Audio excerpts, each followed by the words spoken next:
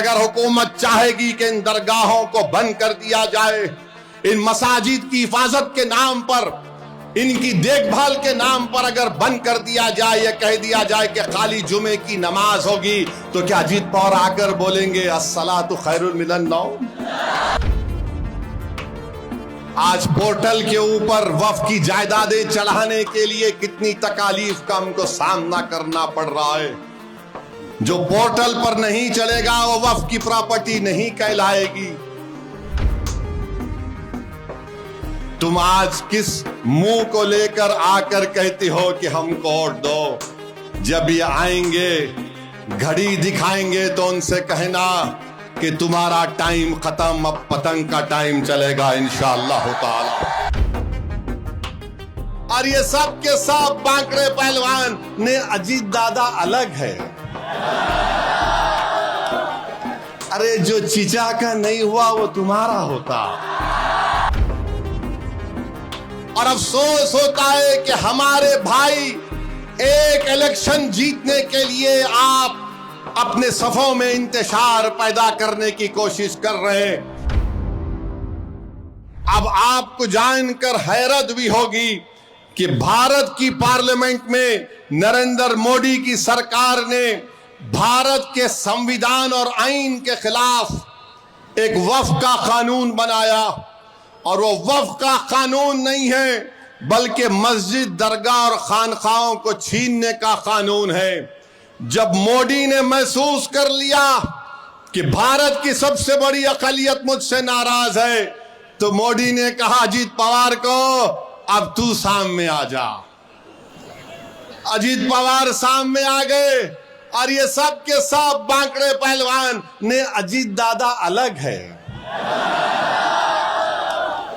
अरे जो चीचा का नहीं हुआ वो तुम्हारा होता। पापियो, जिसने उसको पाल पोस के बड़ा किया, इतना बड़ा बनाया, उसको टाटा बाय बाय बोल दिया वो। और तुम बोल रहे अजीत दादा करेगा। याद रखो, जब वोट डालने जाएंगे तो ऐसा कानून बनाया गया है जिसमें अजीत पवार भी उसमें हिस्सेदार थे। तुम आज किस मुंह को लेकर आकर कहते हो कि हमको वोट दो?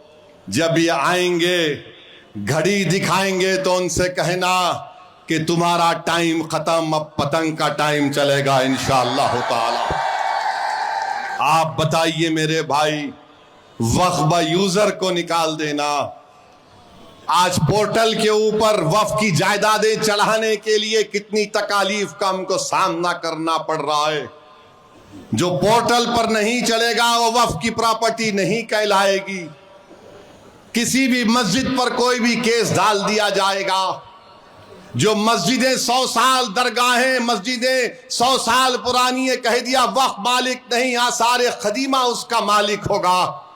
आसारे खदीमा नरेंद्र मोदी के मातहत काम करता है। बताओ, कल अगर हुकूमत चाहेगी कि इन दरगाहों को बंद कर दिया जाए, इन मसाजिद की हिफाजत के नाम पर, इनकी देखभाल के नाम पर अगर बंद कर दिया जाए या कह दिया जाए कि खाली जुमे की नमाज होगी, तो क्या अजीत पवार आकर बोलेंगे अस्सलातु खैरुन मिनन नौम?